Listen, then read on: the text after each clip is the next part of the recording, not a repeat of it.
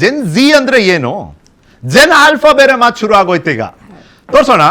Zen Zee ಅಂದ್ರೆ ಈ ತಲೆಮಾರು ಯಾರು 1997 ಮತ್ತೆ 2012ರಲ್ಲಿ ಯಾರು ಜನಿಸಿದ್ದಾರೆ ಅವರನ್ನ ನಾವು ಜೆನ್ ಝಿ ಅಂತೀವಿ.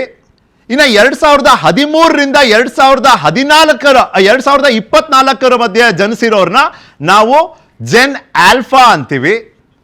ಇನ್ನು 2029 ಚುನಾವಣೆಯಲ್ಲಿ ಈ ಜೆನ್ ಝಿ ಅನ್ನೋ ಒಂದು ತಲೆಮಾರು ಏನಿದೆ ಇದು ಬಹಳ ನಿರ್ಣಾಯಕ ಪಾತ್ರವನ್ನು ನಿಭಾಯಿಸುತ್ತೆ. ಯಾಕೆ ಈ ಔಟ್ರೀಚ್ ಕಾರ್ಯಕ್ರಮಗಳು ಜೆನ್ ಝಿ ಅವರನ್ನ ಇವತ್ತೇ ಆಕರ್ಷಿಸುವಂಥ ಪ್ರಯತ್ನಕ್ಕೆ ಮುಂದಾಗಿದ್ದಾವೆ. ರಾಜಕೀಯ ಪಕ್ಷಗಳು, ರಾಜಕೀಯ ನಾಯಕರು ಹಗಲು ರಾತ್ರಿ ಕಳೀತಿದ್ದಾರೆ ಇವರ ಒಂದು ಅಟೆನ್ಷನ್ ಪಡ್ಕೊಳ್ಳಿಕ್ಕೆ, ಇವರ ಒಂದು ಗಮನವನ್ನ ಸೆಳೆಯೋಲಿಕ್ಕೆ. ಇದು ಯಾಕೆಪ್ಪ ಅಂದ್ರೆ 2029ಕ್ಕೆ ಒಂದು ಸಾರ್ವತ್ರಿಕ ಚುನಾವಣೆ, ಜನರಲ್ ಎಲೆಕ್ಷನ್ಸ್ ಏನಾಗುತ್ತೆ, ನ್ಯಾಷನಲ್ ಎಲೆಕ್ಷನ್ಸ್, ಅದರಲ್ಲಿ ಈ ಒಂದು ವಯೋಮಿತಿಯ ಈ ಜನಾಂಗ ಏನಿರುತ್ತೆ ಅತಿ ದೊಡ್ಡ ಜನಸಂಖ್ಯೆಯಲ್ಲಿ ಇವರು ಭಾಗವಹಿಸ್ತಾರೆ ಆ ಚುನಾವಣೆಯಲ್ಲಿ. ಇನ್ಫ್ಯಾಕ್ಟ್ 2029ರಲ್ಲಿ ಇವತ್ತಿನ ಜೆನ್ ಝಿ ಅವತ್ತಿಗೆ 18ರಿಂದ 32 ವರ್ಷದ ವಯೋಮಿತಿಯವರಾಗಿರ್ತಾರೆ. ಅಂದ್ರೆ ಅವರು ಮತ ಚಲಾವಣೆಯ ಅಧಿಕಾರವನ್ನ ಪಡ್ಕೊಳ್ತಾರೆ.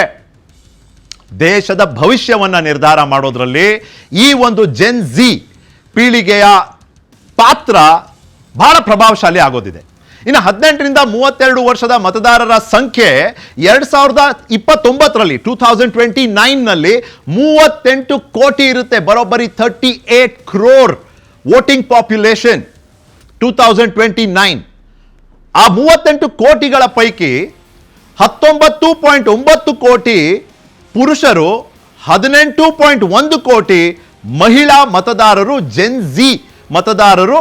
ಒಟ್ಟಾಗಿ ಶೇಕಡಾವಾರು ನೋಡೋದಾದ್ರೆ 25.1% ದೇಶದ ಪಾಪ್ಯುಲೇಷನ್ನಲ್ಲಿ 25.1% ಅವತ್ತಿನ ದಿನಕ್ಕೆ 2029ಗೆ ಅವರು ಆ ಪ್ರಮಾಣದಲ್ಲಿ ಮತದಾರರಾಗಿ ಗುರುತಿಸ್ಕೊಳ್ಳಲಿದ್ದಾರೆ.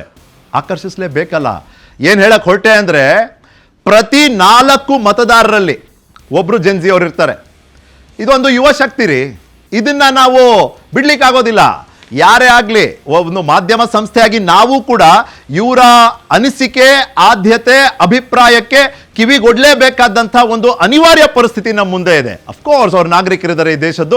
ಜೆನ್ ಝಿ ಆದ ತಕ್ಷಣ ಬೇರೆ ಏನಾಗೋದಿಲ್ಲ. ಬೇರೆ ಎಲ್ರಿಗೂ ಏನು ಸಿಕ್ಕಿತ್ತು ಅಧಿಕಾರ ಮತ್ತೆ ಹಕ್ಕು ಮತ್ತೆ ಸವಲತ್ತು ಅದು ಇವ್ರಿಗೂ ಸಿಗಬೇಕು. ಆದರೆ ಇವರು ಕೇಳೋ ರೀತಿ ಸ್ವಲ್ಪ ಬೇರೆ ಇದೆ. ಹಾಗಾಗಿ ರಾಹುಲ್ ಗಾಂಧಿ ಹೇಳಿದ್ರು, ಆಸ್ಕ್ ಮಿ ಎನಿಥಿಂಗ್, ಏನ್ ಬೇಕಾದ್ರೂ ಕೇಳಿ ನನಗೆ. ನಾನು ಇದನ್ನ ಅವ್ರು ಹೇಗೆ ಬಳಸ್ಕೊಂಡ್ರು ಅಂದ್ರೆ ಇನ್ಸ್ಟಾಗ್ರಾಮ್ನಲ್ಲಿ ಯುವ ಜನರಿಗೆ ಹತ್ರ ಆಗುವಂತಹ ಒಂದು ಪ್ರಕ್ರಿಯೆ. ಈ ಆಸ್ಕ್ ಮಿ ಎನಿಥಿಂಗ್ ಅನ್ನೋದು ಸಾಧಾರಣವಾಗಿ ಸೋಷಿಯಲ್ ಮೀಡಿಯಾ ಇನ್ಫ್ಲೂಯೆನ್ಸರ್ಸ್ ಮತ್ತೆ ಸೋಷಿಯಲ್ ಮೀಡಿಯಾದಲ್ಲಿ ಇರುವಂತಹ ಪ್ರಖ್ಯಾತ ವ್ಯಕ್ತಿತ್ವಗಳು ಇದನ್ನ ಬಳಸ್ಕೊಳ್ತವೆ ಟು ಎಂಗೇಜ್, ಇಂಟರಾಕ್ಟ್ ಮಾಡಲಿಕ್ಕೆ ಅವರ ಫಾಲೋವರ್ಸ್ ಅಂಡ್ ಸಬ್ಸ್ಕ್ರೈಬರ್ಸ್ ಜೊತೆ. ಅದೇ ರೀತಿ ರಾಹುಲ್ ಗಾಂಧಿ ಮಾಡೋ ಒಂದು ಪ್ರಯತ್ನವನ್ನ ಮಾಡಿದ್ರು. ಹಾಗೆ ಮಾಡಿದಂತ ಸಂದರ್ಭದಲ್ಲಿ ಅವರು ಏನ್ ಹೇಳಿದ್ರು, ಅವರಿಗೆ ಜೆನ್ ಝಿ ಏನ್ ಕೇಳಿದ್ರು, ಮೊದಲನೇದಾಗಿ ರಾಷ್ಟ್ರ ಮಟ್ಟದಲ್ಲಿ ನೀವು ಪ್ರತಿಭಟಿಸುತ್ತಿರುವುದು ಶಿಕ್ಷಣ ವ್ಯವಸ್ಥೆಯ ಸುಧಾರಣೆಗಾಗಿ.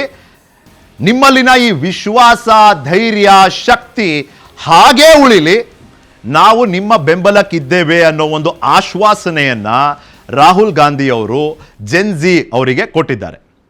ಇನ್ನು ಶುಲ್ಕ ಹೆಚ್ಚಳದ ವಿರುದ್ಧ ನಿಮ್ಮ ಹೋರಾಟ ಏನಿದೆ ಅದಕ್ಕೆ ನನ್ನ ಬೆಂಬಲ ಇದೆ. ಅವರು ಇದನ್ನ ಪ್ರತ್ಯೇಕವಾಗಿ ನಾವು ಪ್ರಕರಣವಾಗಿ ಗಮನಿಸಬೇಕು ಅಂದ್ರೆ ಇದು ಅಲಹಾಬಾದ್ ಯೂನಿವರ್ಸಿಟಿ, ಪ್ರಯಾಗ್ರಾಜ್, ಉತ್ತರ ಪ್ರದೇಶ್, ಅಲ್ಲಿನ ಒಂದು ಯೂನಿವರ್ಸಿಟಿನಲ್ಲಿ ಒಂದು ಅನಿಯಂತ್ರಿತ ರೀತಿಯಲ್ಲಿ ಶುಲ್ಕವನ್ನ ಹೆಚ್ಚಳ ಮಾಡಿಬಿಟ್ರು. ಪ್ರತಿಭಟನೆಗೆ ಇಳಿದ್ರು ವಿದ್ಯಾರ್ಥಿಗಳು. ಅದಕ್ಕೂ ನನ್ನ ಬೆಂಬಲ ಇದೆ. ಇನ್ನು ವಿದ್ಯಾರ್ಥಿಗಳ ಮೇಲಿನ FIR ಮಾಡಿದ್ರಲ್ಲ ನೀವು, ಪ್ರತಿಭಟನೆಗೆ ಬಂದಂತ ವಿದ್ಯಾರ್ಥಿಗಳ ಮೇಲೆ ನೀವೇನು FIR ಮಾಡಿದ್ದೀರಿ, ಅದಕ್ಕೆ ನನ್ನ ವಿರೋಧ ಇದೆ. ಇದೆಲ್ಲ ಹೇಳೋದ್ರ ಮೂಲಕ ತಮ್ಮ ಬೆಂಬಲವನ್ನ ಯುವ ಜನಾಂಗ ಅಂದ್ರೆ ಜೆನ್ ಝಿ ಪೀಳಿಗೆಗೆ ಇದೆ ಅಂತ ಬಹಳ ಸ್ಪಷ್ಟವಾಗಿ ವ್ಯಕ್ತಪಡಿಸಿದ್ದಾರೆ. ಇನ್ನು ನಿಮ್ಮ ಮೆಚ್ಚಿನ ಬಿಜೆಪಿ ನಾಯಕರು ಯಾರು ಅಂತ ನೋಡಿ. ಜೆನ್ ಝಿ ಇವರು ಡಿಜಿಟಲ್ ನೇಟಿವ್ಸ್, ಇಂಟರ್ನೆಟ್ ಲೋಕದ ಮೂಲ ನಿವಾಸಿಗಳು ಅಂತ ಹೇಳಿದ್ರೆ ತಪ್ಪಾಗ್ಲಿಕ್ಕಿಲ್ಲ. ಯಾಕಂದ್ರೆ ಇವ್ರು ಹುಟ್ಟಿರೋದೇ ಇಂಟರ್ನೆಟ್ ಯುಗದಲ್ಲಿ. 1997 to 2012 ಅಲ್ವಾ ಅದು ಬಿಟ್ಟಿತ್ತು. ಮತ್ತೆ ಅವ್ರು ಬೆಳೀತಾ ಇಂಟರ್ನೆಟ್ಟಿನ ಬಳಕೆ ಮತ್ತೆ ಅದರ ಪಾತ್ರ ಪ್ರಭಾವ ನಮ್ಮ ವೈಯಕ್ತಿಕ ಜೀವನಗಳಲ್ಲಿ ಅತಿ ಹೆಚ್ಚಾಗೋಯ್ತು. ಅದು ನಗರ ಪ್ರದೇಶದಲ್ಲಾಗಲಿ ಅಥವಾ ಗ್ರಾಮೀಣ ಪ್ರದೇಶದಲ್ಲಾಗಲಿ. ನಗರ ಪ್ರದೇಶದಲ್ಲಿ ಹೆಚ್ಚಿರ್ಬೋದು, ಗ್ರಾಮೀಣ ಪ್ರದೇಶದಲ್ಲಿ ಕಡಿಮೆ ಇರ್ಬೋದು, ಬಟ್ ಇದ್ದಿದ್ದಂತೂ ನಿಜ ಅಲ್ವಾ. ಇನ್ನು ನಿಮ್ಮ ಅದಕ್ಕೆ ಇವರು ಬೆಳೀತಾ ಬೆಳೀತಾ ಮಾಹಿತಿ ಬಂತು, ಹಾಸ್ಯ ಪ್ರಜ್ಞೆ ಬಂತು, ಪ್ರಜ್ಞೆನೂ ಬಂತು. ಆ ಹಾಸ್ಯ ಪ್ರಜ್ಞೆಯ ಒಂದು ತುಣುಕನ್ನ, ಆ ಒಂದು ಝಲಕ್ಕನ್ನ ಈ ಆಸ್ಕ್ ಮಿ ಎನಿಥಿಂಗ್ ಅನ್ನೋ ಇಂಟರಾಕ್ಷನ್ ಅಲ್ಲಿ ರಾಹುಲ್ ಗಾಂಧಿ ಕೇಳ್ತಾರೆ. ಜೆನ್ಜಿ ಅವರು ರಾಹುಲ್ ಗಾಂಧಿ ಕಾಂಗ್ರೆಸ್ಸಿನ ಹಿರಿಯ ನಾಯಕರು, ಲೀಡರ್ ಆಫ್ ಆಪೋಸಿಷನ್ ಇಂದ ಲೋಕಸಭಾ, ಅವ್ರಿಗೆ ಕೇಳ್ತಾರೆ ನಿಮ್ಮ ಫೇವ್ರೇಟ್ ಬಿಜೆಪಿ ಲೀಡರ್ ಯಾರು ಅಂತ. ಇವರಿಗೆ ತರಲೆ ಬುದ್ಧಿನೂ ಇದೆ, ತಾಕತ್ತು ಇದೆ, ಮತ್ತೆ ಇವರ ಆಲೋಚನೆಗಳಲ್ಲಿ ತರ್ಕನೂ ಇದೆ. ರಾಹುಲ್ ಗಾಂಧಿ ಅವರೇನು ಹಿಂದುಳಿಲಿಲ್ಲ, ಅದೇ ಹಾಸ್ಯ ಪ್ರಜ್ಞೆಯನ್ನ ಮುಂದುವರಿಸ್ತಾ ಅವ್ರು ಹೇಳಿದ್ರು, ಪಂಜಾಬಿನ ಮಾಜಿ ಮುಖ್ಯಮಂತ್ರಿ ಕ್ಯಾಪ್ಟನ್ ಅಮರಿಂದರ್ ಸಿಂಗ್ ಇವತ್ತಿನ ನನ್ನ ಬಿಜೆಪಿಯ ಮೋಸ್ಟ್ ಫೇವರೇಟ್ ನಾಯಕ ಅಂತ. ಇದರಿಂದ ಸ್ವಲ್ಪ ಪೊಲಿಟಿಕ್ಸ್ ಇರ್ಬೋದು, ಅದನ್ನ ನಾನು ಹೇಳಲಿಕ್ಕೆ ಹೋಗೋದಿಲ್ಲ. ಮತ್ತೆ ಅಮರಿಂದರ್ ಸಿಂಗ್ ಕಾಂಗ್ರೆಸ್ ಅಲ್ಲೇ ಇದ್ದಂಥವ್ರು. ಅಲ್ಲಿಗೆ ನಿರ್ಲಿಲ್ಲ ಇವ್ರು ತರಲೆ. ಇನ್ನೊಂದು ಪ್ರಶ್ನೆ ಕೇಳ್ತಾರೆ, ನೀವು ಬ್ಯಾಟ್ಮ್ಯಾನ್ ಅಂತಾರೆ ಹೌದಾ ಅಂತ. ಬ್ಯಾಟ್ಮ್ಯಾನ್ ಸೂಪರ್ ಮ್ಯಾನ್ ಗೊತ್ತಿರುತ್ತಲ್ಲ ನಿಮಗೂ ಕ್ಯಾರೆಕ್ಟರು, ನೀವು ಬ್ಯಾಟ್ಮ್ಯಾನ್ ಅಂತಾರೆ ಹೌದಾ ಅಂತ ಕೇಳ್ತಾರೆ. ಅದಕ್ಕೆ ರಾಹುಲ್ ಗಾಂಧಿ ಅದೇ ಹಾಸ್ಯ ಪ್ರಜ್ಞೆಯನ್ನೇ ಅವರು ಬಳಸ್ಕೊಂಡು ಮುಂದುವರಿತಾರೆ ಉತ್ತರ ಕೊಡೋದ್ರಲ್ಲಿ. ಅವ್ರು ಕೇಳ್ತಾರೆ, ಜೆನ್ಜಿಗಳಿಗೇನೆ ಉಲ್ಟಾ ಕೇಳ್ತಾರೆ, ನೀವು ನನ್ನನ್ನು ಬ್ಯಾಟ್ಮ್ಯಾನನ್ನು ಯಾವತ್ತಾದರೂ ಜೊತೆಯಲ್ಲಿ ನೋಡಿದ್ದೀರಾ ಅಂತ. ಅದರ ಅರ್ಥ ನಾನು ಬ್ಯಾಟ್ಮ್ಯಾನ್ ಇರ್ಬೋದು ಅನ್ನೋ ಮಾತನ್ನ ರಾಹುಲ್ ಗಾಂಧಿ ಅವರು ಒಂದು ಹಾಸ್ಯ ಪ್ರಜ್ಞೆಯ ಆ ಒಂದು ಮನಸ್ಥಿತಿಯಲ್ಲೇನೆ ಅವರು ಉತ್ತರ ಕೊಡ್ತಾರೆ. ಇದು ರಾಹುಲ್ ಗಾಂಧಿ ಅವರ ಇಂಟರಾಕ್ಷನ್ನಿನ ಹೈಲೈಟ್ ಪಾಯಿಂಟ್ಸ್. ಈಗ ಮೋಹನ್ ಭಾಗವತ್ ಅವರು RSSನ ಸರಸಂಘ ಚಾಲಕರು. ಅವರು ಒಂದು ಬಹಳ ದೊಡ್ಡ ಕಾರ್ಯಕ್ರಮ, 2000ಕ್ಕೂ ಹೆಚ್ಚು ಯುವಕರನ್ನ ಸೇರಿಸಿ ಅವರು ಕೂಡ ಜೆನ್ಜಿಗಳ ಜೊತೆ ಅವರ ಆತಂಕ, ಅವರ ಆಕಾಂಕ್ಷೆಗಳು, ಅವರ ಅನಿಸಿಕೆಗಳನ್ನ ಆಲಿಸ್ಲಿಕ್ಕೆ ಅವರು ಒಂದು ಕಾರ್ಯಕ್ರಮದಲ್ಲಿ ಭಾಗವಹಿಸಿದ್ರು. ಅವರು ಮೊದಲನೇದಾಗಿ ಹೇಳ್ತಾರೆ, ಪ್ರತಿಭಟನೆ ಮಾಡಿದವರು ದೇಶ ವಿರೋಧಿಗಳಲ್ಲ ಅಂತ. ಇದು ಬಹಳ ಅವಶ್ಯಕ ಇತ್ತು. ಪ್ರತಿಭಟನೆ ಅನ್ನೋದು ಪ್ರಜಾಪ್ರಭುತ್ವದ ಮೊದಲನೇ ಹೆಜ್ಜೆ. ಯಾವುದೇ ಒಂದು ಪರಿಸ್ಥಿತಿಯಲ್ಲಿ ಪರಿಹಾರ ಪಡ್ಕೋಬೇಕು ಅಂದ್ರೆ ಪ್ರತಿಭಟನೆ ಸಂವಾದದಲ್ಲಿ ಆಗ್ಲಿಲ್ಲ, ಸಂವಹನ ವರ್ಕ್ ಆಗ್ತಿಲ್ಲ ಅಂದಾಗ ಪ್ರತಿಭಟನೆ ಅನಿವಾರ್ಯ. ಆದರೆ ಅವತ್ತಿನ ದಿನ ಕೇಂದ್ರ ಸಚಿವರಾದಂಥ ಧರ್ಮೇಂದ್ರ ಪ್ರಧಾನ್ ಅವರು ಹೇಳಿದ್ರು, ಈ ದೇಶ ವಿರೋಧಿಗಳೆಲ್ಲರೂ ಸೇರಿ ಪ್ರತಿಭಟನೆ ಮಾಡ್ತಿದ್ದಾರೆ ಅಂತ. ಒಂದು ಸಾರ್ವತ್ರಿಕ ರೂಪದಲ್ಲಿ ಆ ಪ್ರತಿಭಟನೆಗೆ ಒಂದು ಬಣ್ಣ ಬಳಿಯುವಂಥ ಒಂದು ಹೇಳಿಕೆಯನ್ನ ಕೊಟ್ಬಿಟ್ರು. ಇದನ್ನ ಒಪ್ಪದೇ ಇರುವಂಥ ಮೋಹನ್ ಭಾಗವತ್ ಅವರು ಬಹಳ ಸ್ಪಷ್ಟ ಹೇಳಿದ್ರು, ಪ್ರತಿಭಟನೆ ಮಾಡಿದವರು ದೇಶ ವಿರೋಧಿಗಳಲ್ಲ. ಇನ್ನು ಜೆನ್ ಆಲ್ಫಾ ನಮ್ಮವರೇ, ನಮ್ಮ ಜನ, ಇವರು ನಮ್ಮ ಭವಿಷ್ಯ. ನಾವು ಯಾಕೆ ಇವ್ರನ್ನ ದೂರ ಮಾಡಿ ಪ್ರತ್ಯೇಕಿಸಿ ನೋಡಬೇಕು? ಇವರು ನಮ್ಮವರು, ನಮ್ಮ ಜನ ಮತ್ತೆ ಹೊಂದಿದ್ದಾರೆ ಇವರಲ್ಲಿ ನಮ್ಮತನ. ಪ್ರತಿಭಟನೆ ಸಂವಾದ ಮತ್ತು ಸಂವಹನೆಯ ಮತ್ತೊಂದು ರೂಪ. ಅವ್ರು ಇನ್ನೂ ಎಕ್ಸ್ಪ್ಲೇನ್ ಮಾಡಕ್ ಹೋಗ್ತಾರೆ. ಯಾವಾಗ ನನ್ನ ನಿಮ್ಮ ನಡುವೆ ಮಾತುಕತೆಯಲ್ಲಿ ಪರಿಹಾರ ಸಿಗೋದಿಲ್ಲ, ಮತ್ತೆ ನಿಮಗೆ ನಾನು ಹೇಳೋ ವಿಷಯ ಒಪ್ಪಿಗೆ ಇಲ್ಲ, ನನ್ನ ಆತಂಕವನ್ನು ನೀವು ಆಲಿಸ್ತಿಲ್ಲ, ನನಗೆ ಬೇರೆ ದಾರಿ ಇಲ್ಲ, ನಾನು ಬೀದಿಗೆ ಇಳಿದು ಪ್ರತಿಭಟನೆ ಮಾಡಲೇಬೇಕು, ಹಾಗಾಗಿ ಮಾಡಿದ್ದೀವಿ ಅನ್ನೋ ರೀತಿಯಲ್ಲಿ ಅವರೇ ಸಮಜಾಯಿಷಿಯನ್ನ ಕೊಡ್ತಾರೆ ಅಲ್ಲಿದ್ದಂಥ ಯುವಕರಿಗೆ.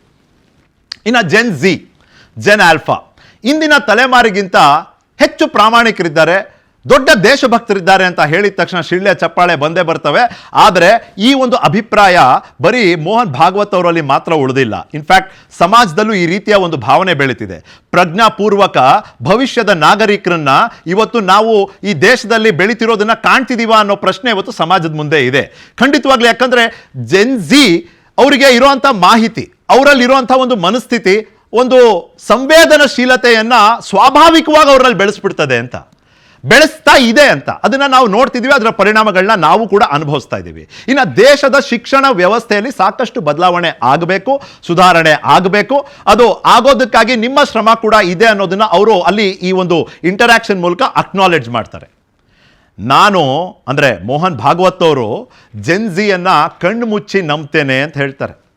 ಜೆನ್ಜಿ ಒಂದೊಂದು ಸತಿ ಕೆಲವರೆಲ್ಲ ಅಭಿಪ್ರಾಯ ಕೊಡ್ತಾರೆ, ಇವ್ರಿಗೆಲ್ಲ ಇಂಟರ್ನೆಟ್ಟು, ಕೈಯಲ್ಲಿ ಫೋನ್ ಇರ್ತದೆ, ಎನಿ ಟೈಮ್ ಮೊಬೈಲ್ ಫಸ್ಟ್ ಚಿಂತನೆ ಇವ್ರದ್ದು. ಹೀಗಿದ್ರೆ ಕಷ್ಟ. ಇವರು ಬಹಳ